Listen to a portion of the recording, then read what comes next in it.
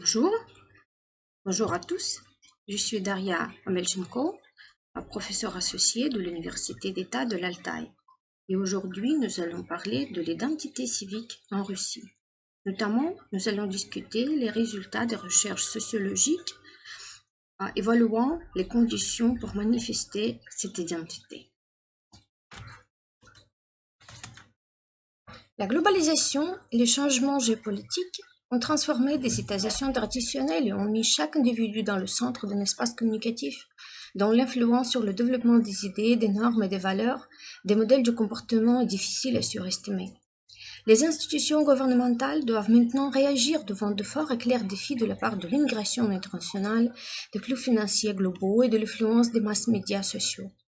Dans de telles conditions où les frontières territoriales et culturelles perdent consécutivement leurs valeurs juridiques et symboliques, le fonctionnement des États multinationaux devient de plus en plus complexe et les questions de l'intégration des citoyens est à l'ordre du jour de tous les gouvernements nationaux. En répondant au besoin de maintenir la loyauté de leurs citoyens dans les conditions de l'augmentation des échanges interculturels, les États contemporains entretiennent des stratégies différentes. Les uns adoptent les lois en matière d'immigration et d'asile plus sévères, demandent aux immigrants de passer de tests pour assurer la compatibilité de la culture de la patrie, invitant avec celle de nouveaux venus, et autres visent à préserver d'une manière indirecte le caractère culturel et ethnique de la nation. Les autres essaient de trouver d'autres moyens de l'auto-identification outre ceux basés aux origines historiques, culturelles et parentales par la réécriture de l'identité nationale en termes civiques, abordant le discours sur des valeurs collectives, des intérêts partagés et l'ensemble des institutions communes autour desquelles des membres d'une nation se réunissent. Et cette nouvelle identité repose sur les expériences et les pratiques engendrées par la division fonctionnelle du travail et l'organisation de l'espace politique, sur la cohésion sociale issue de la diversité et la nécessité objective de tenir compte des transformations pluralistes des sociétés destinataires, sur la garantie des droits de la citoyenneté pour tous les résidents ayant vécu une période assez longue sur les territoires du pays.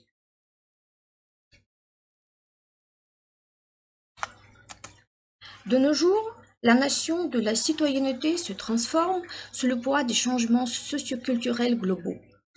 L'épanouissement de mouvements sociaux combattant pour l'extension ou la protection des droits civils, politiques et sociaux des groupes minoritaires, ethniques, sexuels, aborigènes, etc., a mené des chercheurs des sciences sociales à la nécessité d'élargir une définition de la citoyenneté et déplacer l'accent des aspects légaux sur les pratiques, les significations et les identités. La compréhension moderne de la citoyenneté réunit donc les caractéristiques statutaires, les indicateurs des libertés culturelles et politiques, une demande d'exécution des normes et une mesure du comportement attendu comme correct dans la société. Nous partageons l'avis de Dessine et de Brian Turner qui détermine la citoyenneté dans un sens large comme un processus social par lequel les individus et les groupes sociaux sont engagés dans l'expansion, l'affirmation ou la perte de ces droits. Il existe donc un accord que la citoyenneté représente un phénomène multidimensionnel. On dégage d'habitude trois facettes importantes du concept. D'abord, c'est un statut juridique garanti par le pouvoir politique et permettant aux citoyens de réagir conformément à la législation et réclamer la protection de sa position sociale. Ces dimensions n'exigent pas que le citoyen participe à la formulation des lois, ni que des droits soient distribués d'une manière juste parmi tous les citoyens. Deuxièmement, il s'agit d'un certain nombre de pratiques que les citoyens considérés comme des agents politiques utilisent pour la participation dans la vie des institutions politiques et pour la distribution du bien commun. La troisième dimension se réfère à la citoyenneté en tant qu'une appartenance à une communauté politique représentant une source importante identitaire, s'activant dans la situation où cette appartenance acquiert une signification personnelle pour l'individu. Les relations entre ces trois dimensions sont complexes. Les droits dont le citoyen jouit déterminent partiellement le répertoire des activités politiques accessibles, tandis que l'identité forte peut elle-même motiver les citoyens de participer dans la vie politique de leur société. D'ailleurs, Les groupes distincts à l'intérieur de l'État ne partagent pas toujours le même sens de l'identité par rapport à leur communauté politique, ce qui peut aboutir à la sollicitation différentielle de répartition des droits. L'analyse de la littérature scientifique consacrée à la citoyenneté montre qu'il existe de plusieurs façons de sa conceptualisation. Par exemple, l'amoureux se base sur les trois grandes traditions politiques pour expliciter sa conception des droits et des vertus civiques. La tradition libérale, qui fait emphase sur l'importance du respect des droits civils individuels, la tradition républicaine, dont les points forts sont l'obéissance à la loi et la loyauté de la sociabilité, et la tradition participationniste, où la solidarité et le sentiment de l'appartenance à la communauté sont assurés par le respect des droits sociaux. Le choix de telle ou telle tradition politique détermine la direction par laquelle de l'identité civique va se développer, quelles valeurs et qualités personnelles seront estimées et cultivées. Paget élargit la liste et propose 4 conceptions existantes dans les démocraties contemporaines. Libérale, mettant l'accent sur la dimension juridique et le rôle des droits. Délibératif pluraliste, qui s'actualise dans la pratique collective d'autodétermination et définit la participation au gouvernement et à l'administration autonome en tant qu'essence de la liberté. Civil différencié, basé sur la participation aux structures de la société civile, et unitaire, qui favorise davantage l'épanouissement d'une identité collective forte, qui constitue la base de la cohésion de la société dans le respect des droits des citoyens.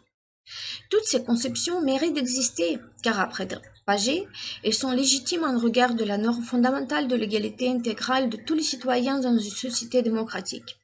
En même temps, ces stratégies diffèrent par la manière de répondre au but d'organiser la diversité dans les sociétés contemporaines et surtout par l'évaluation du rôle de la participation civique dans la régulation d'une société.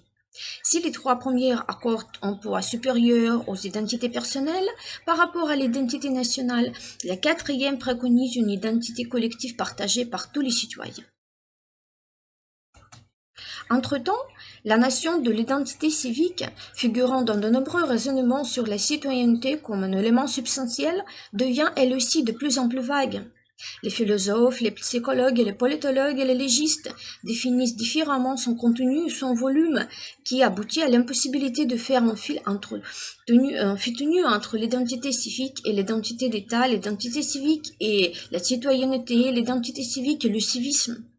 La complicité de la définition s'accroît avec de certains changements méthodologiques. D'abord, il s'agit de la formation dans les cadres du cosmopolitisme méthodologique de Ulrich Beck du concept de l'identité civique globale qui doit absorber les identités des niveaux inférieurs. Puis, on constate un renoncement des chercheurs de la conceptualisation de l'identité civique en tant qu'une identité prescrite, à la base de laquelle se trouve le lien juridique entre les citoyens et l'État. Et enfin, l'attention des théoriciens tourne vers les caractéristiques procédurales de l'identité civique en tant qu'une construction sociale qui interagit avec les autres formes de l'identité sociale propre à chaque individu.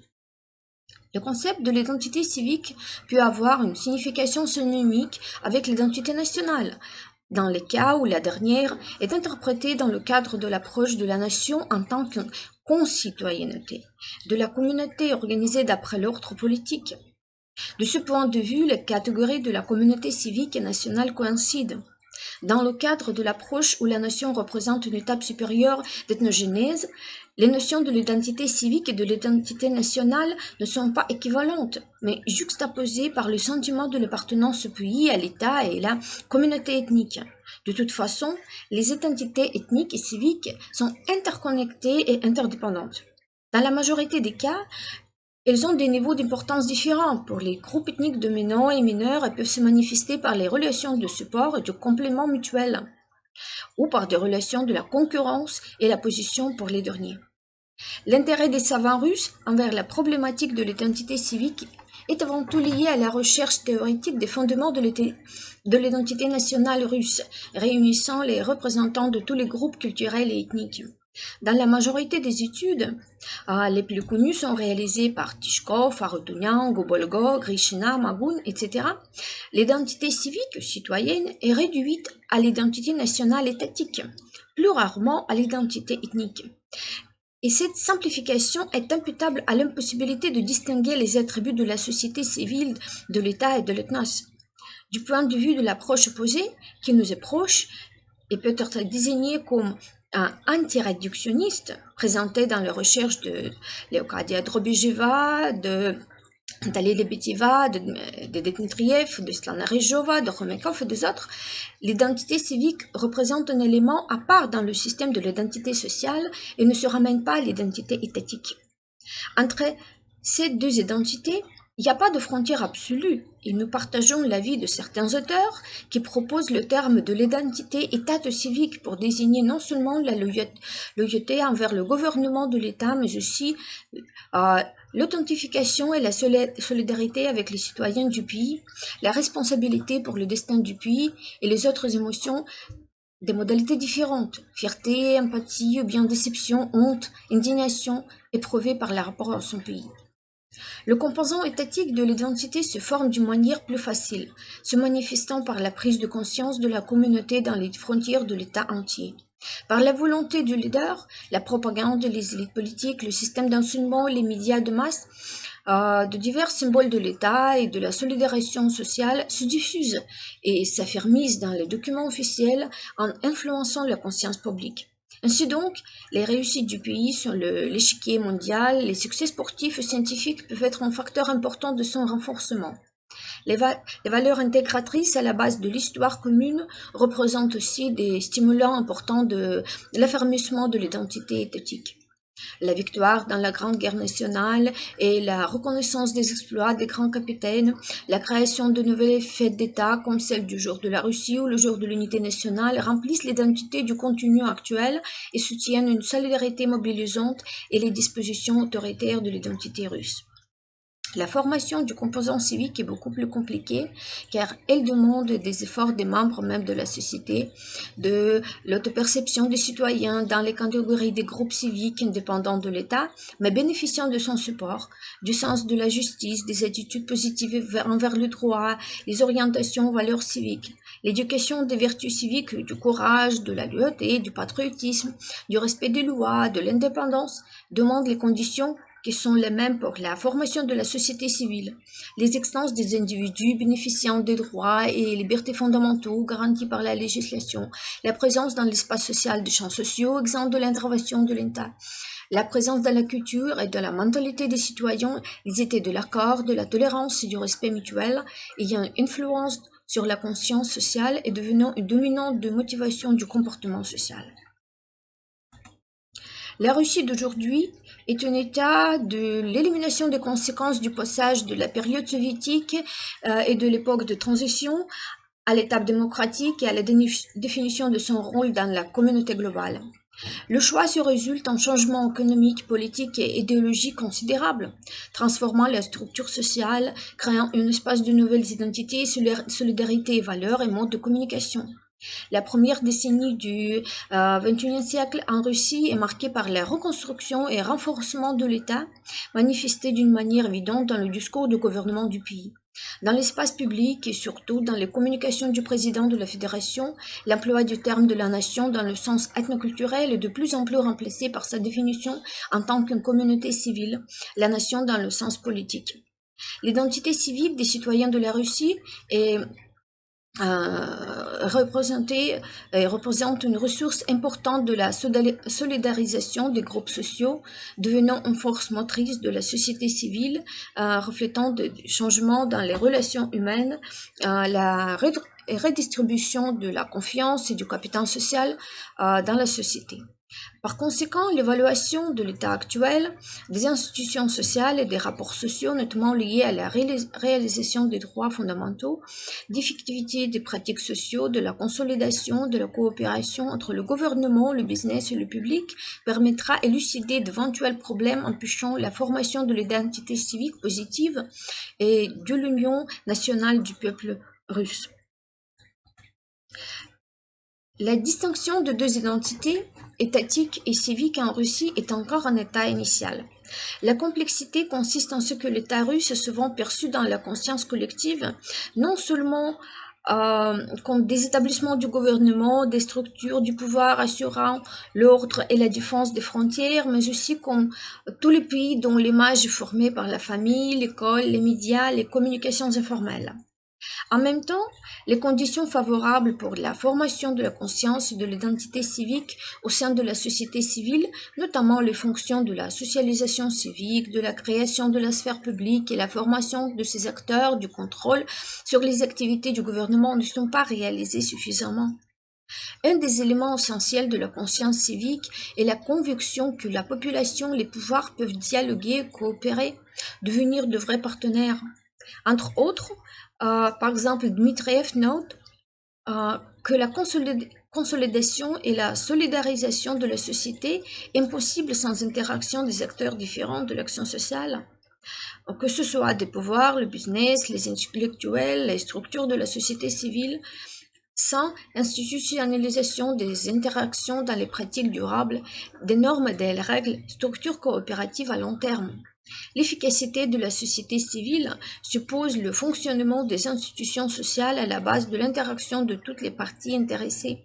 La responsabilité sociale du business, du gouvernement qui assure le soutien social et les garanties constitutionnelles des droits de l'homme, l'ambiance de la confiance, remplaçant la foi aveugle et la peur. De cette façon, l'intégration de la nation russe et la formation de son identité doivent se baser sur la culture civique, les idées, les convictions, les valeurs partagées par tous les membres de la société. Outre les conditions mentionnées ci-dessus, il faut remarquer qu'à cause des raisons historiques, la culture civique russe a été constituée à la base ethnoculturelle très forte, représentant des éléments de la culture orthodoxe et la langue russe. Cela signifie que l'identité civique des Russes est strictement liée à l'identité ethnique, à la perception positive des différences culturelles. Les relations interethniques sont considérées donc comme un indicateur très fin de la direction positive ou négative de l'identité civique et la reconnaissance de la diversité culturelle en tant qu'une base de solidarité civique. La représentation insuffisante du composant ethnoculturel dans l'espace civique dans certaines conditions sociopolitiques peut aboutir à l'intolérance interethnique des peuples russes. Par conséquent, pour maintenir l'entente interethnique et la tolérance mutuelle, la promotion de l'identité civique russe doit être accompagnée du développement positif de l'identité ethnique, supposant l'attitude favorable à tous les groupes ethniques, l'absence de l'hostilité par rapport à l'entourage étranger. La base ethnoculturelle de l'identité nationale civique peut être également renforcée par des catégories de l'autodétermination politique, parmi lesquelles la reconnaissance de l'égalité des droits, le respect des lois, la fidélité à la Constitution, les traditions de la participation politique.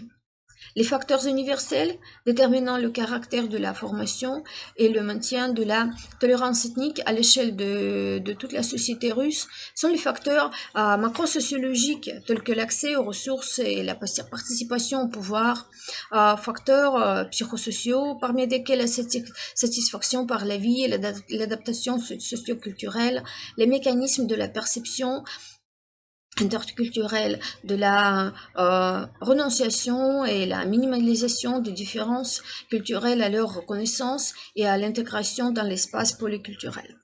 L'influence positive de ces facteurs contribue donc à la tolérance ethnique et renforce l'intégration civique de la population de Russie. Et ces réflexions théoriques présentées dans la partie précédente ont servi de base pour l'élaboration des outils méthodologiques de l'enquête qui a été effectuée en 2013 dans 6 régions de la Russie. On a choisi quelques régions, par exemple l'oblast de Orenbourg, l'oblast de Kaliningrad, l'oblast de Kemerovo, Kraï de l'Altaï, Kraï de Transbaïkalie, République de Carélie, auprès d'un échantillon représentatif. Et on a enquêté plus de 2000 personnes de 15 à 75 ans. Le choix des régions a été déterminé par quelques raisons. Premièrement, il existait une nécessité de la division des régions russes par des types explicitant l'inégalité du développement régional. Deuxièmement, les régions proposées différaient aussi par le niveau du développement socio-économique, déterminer le logement par le secteur d'économie prédominant. Toutes les régions incluses dans la recherche, sauf l'oblast de Kemerovo, avaient une position géographique frontalière.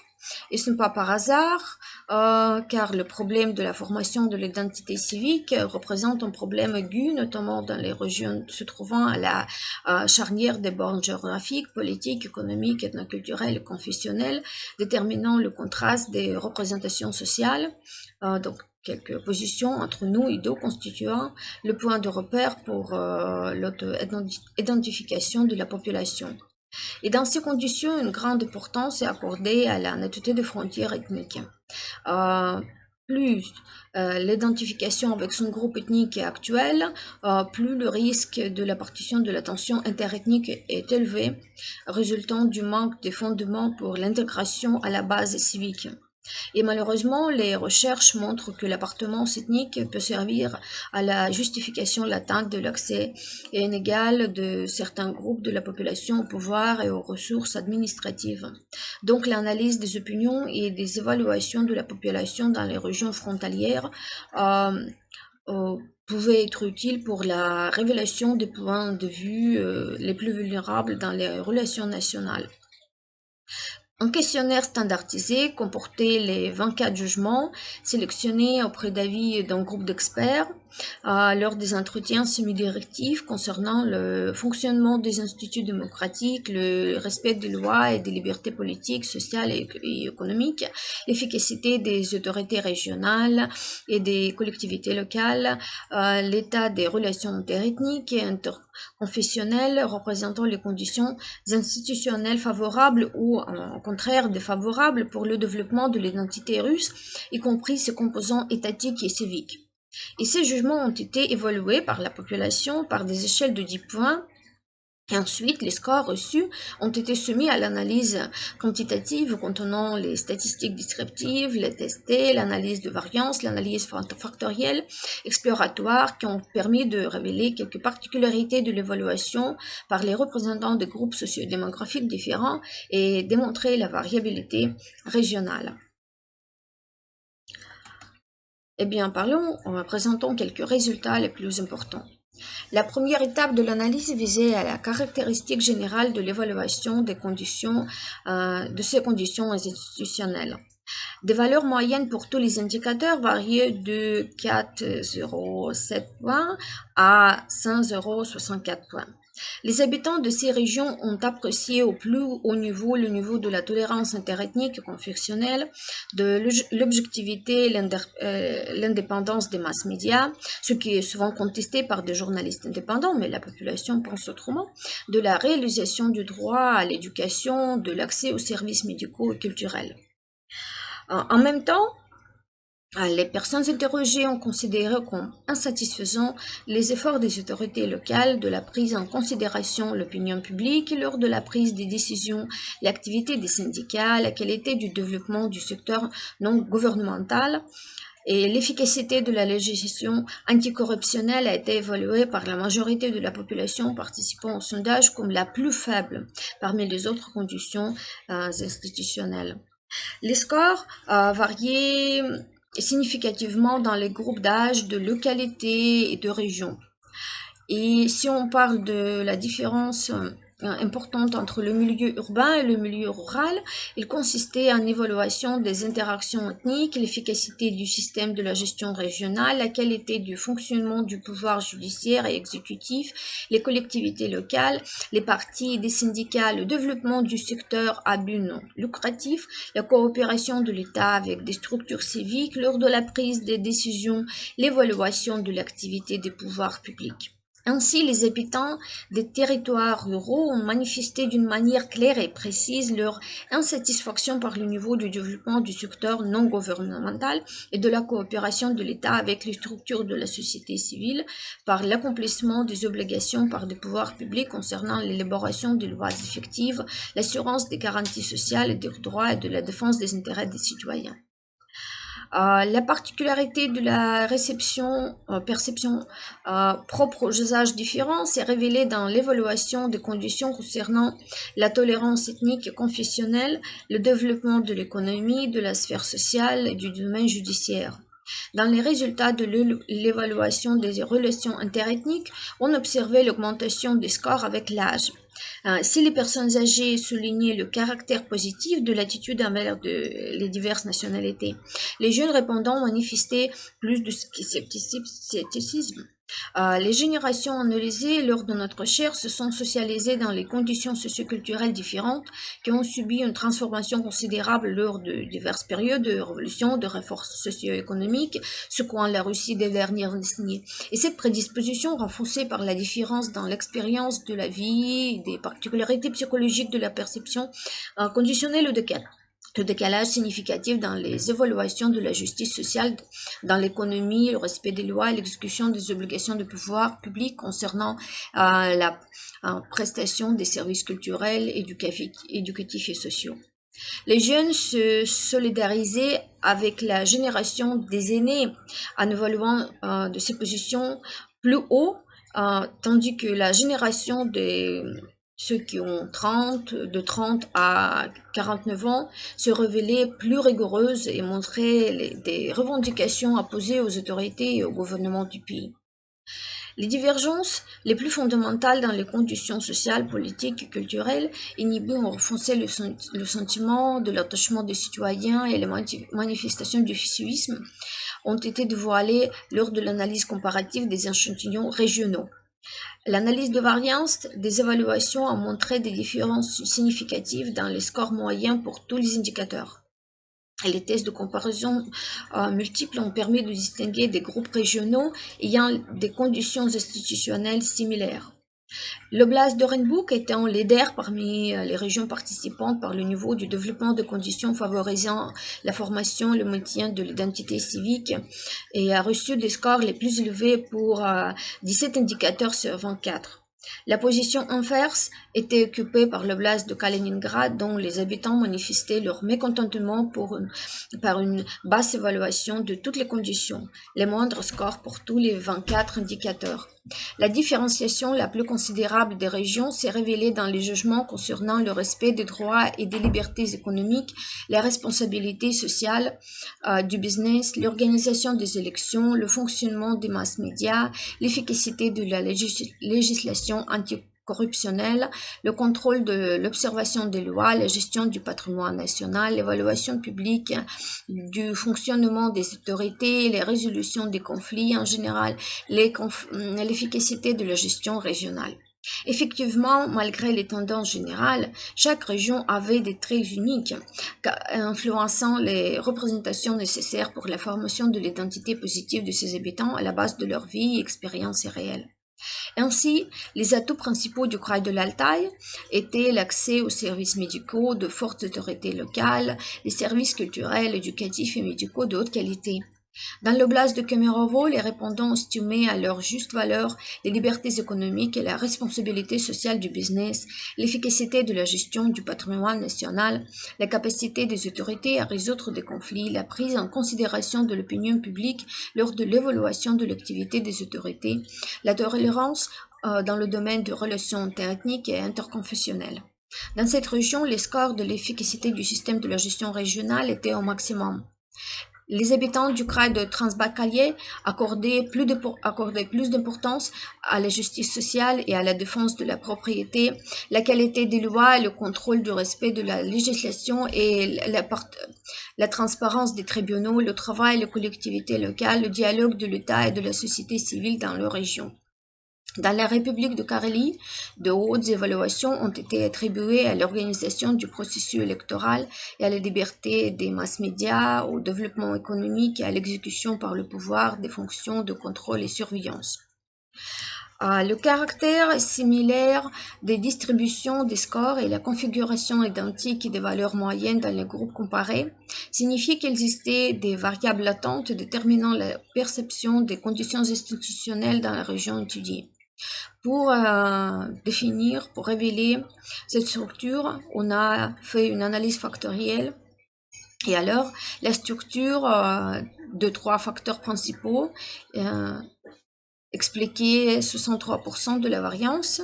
Le premier facteur décrivait la structure de la société régionale où les autorités sont montrées en tant qu'acteurs principaux dont les actions influencent la stabilité et la qualité du développement socio-économique, mais aussi le succès dans toutes les sphères sociales.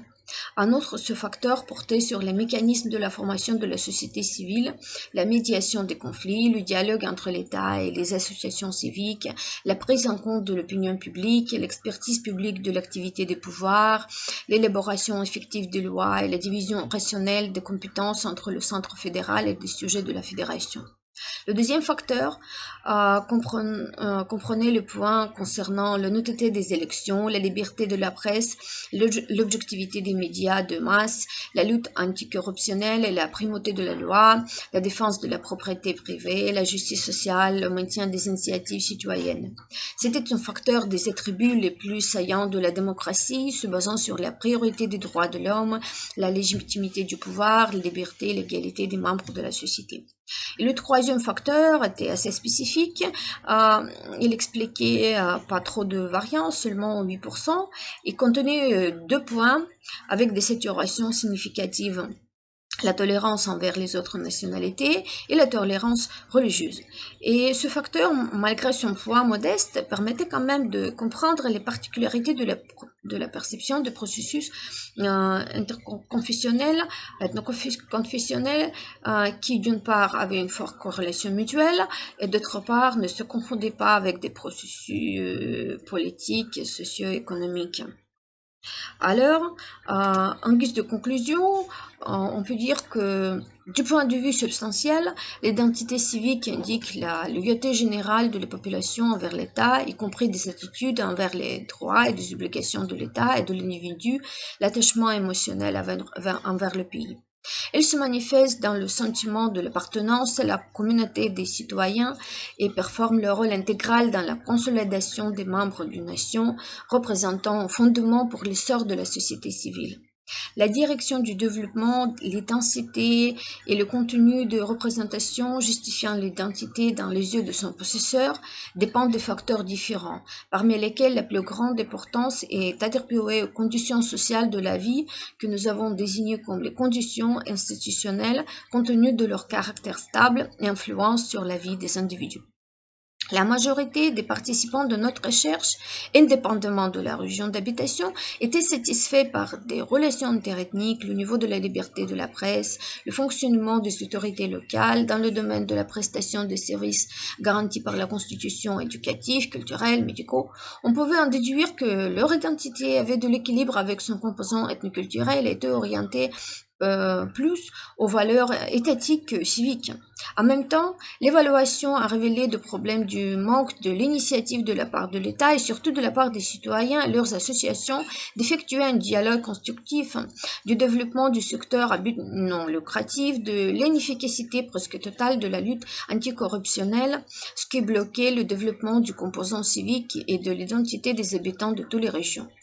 Le futur de la société dépend en grande partie d'état d'esprit de ses plus jeunes membres. Hermos, des jeunes gens appréciaient hautement la stratégie et les actions réelles des pouvoirs exécutifs, la qualité des services sociaux, démontraient de la loyauté avec l'élite politique et économique. En même temps, la jeune génération exprimait l'inquiétude à cause des conflits interethniques, du manque de la tolérance. Le haut degré de l'actualisation de ces problèmes dans la conscience de la jeunesse faisait preuve que ces aspects constituaient des traits particuliers de leur identité civique prenant de forme du type occidental. La génération de l'âge moyen occupait une position plus critique dans l'évaluation des conditions institutionnelles, manifestant sa déception par les pouvoirs d'État et leur politique, et donc dévoilant le caractère protestataire de leur identité. L'écart entre la population urbaine et rurale s'est manifesté dans l'accès restreint aux services des organisations publiques, une faible participation civique à la campagne et en même temps indiquait la nécessité de multiplier les efforts visés à la résolution des conflits interethniques et interconfessionnels dans l'espace urbain. Ces particularités déterminaient également la direction éventuelle du développement identitaire qui, en milieu rural, pouvait se caractériser par le détachement et de la population de la société civile régionale et en même temps par la perte de confiance des organes exécutifs et en milieu urbain avait une dépendance forte du niveau de la tolérance interethnique. Dans chaque région, les conditions diffèrent considérablement, témoignant le décalage éventuel dans la manifestation de l'identité civique. Dans les régions agraires, les problèmes dans les relations ethnoconfessionnelles et le dysfonctionnement des institutions démocratiques s'associent aux pouvoirs régionaux forts, capables d'assurer la responsabilité et effectuer bien ses fonctions de contrôle et de production sociale. Les régions industrielles riches, au contraire, possédaient une société civile plus développée grâce à la défense efficace des libertés démocratiques et le niveau plus haut de la tolérance, mais les systèmes de la gestion régionale moins stables. Les estimations des habitants de l'oblast de Kaliningrad témoignaient le haut taux d'insatisfaction de la situation régionale malgré le haut niveau de la qualité de la vie, ce qui n'était pas favorable à leur identité civique, testée constamment de résistance à cause de la position géographique isolée. Des facteurs extraits montraient les axes importants guidant l'évaluation de la situation régionale. Le fonctionnement du système de la gestion régionale en intégrité des trois branches du pouvoir législatif, judiciaire et exécutif, le développement des instituts démocratiques et l'état de relations interethniques et interconfessionnelles. La structure factorielle empirique correspondait bien à notre modèle théorique de l'identité comportant deux éléments essentiels, étatiques et civiques, déterminés en grande partie par la modalité ethnoculturelle de l'identité russe. L'ordre des facteurs avait donc une force explicative et démontrait que pour la majorité de la population russe, le composant éthique est un poids lourd dans leur conscience, tandis que les valeurs démocratiques occupaient une place plutôt secondaire. En même temps, le décalage dans les conditions institutionnelles rendait le projet de la construction de l'identité civique commune pour tous les habitants de la Russie pas impossible, mais très difficile. C'est pourquoi les efforts du gouvernement et les organismes civiques visés au renforcement de l'identité civique des habitants de la Russie doivent prendre en considération les tendances naturelles de la population, de surestimer le rôle de l'État dans leur vie et à la situation régionale déterminant les particularités de l'identification des habitants dans le système de coordonnées sociales.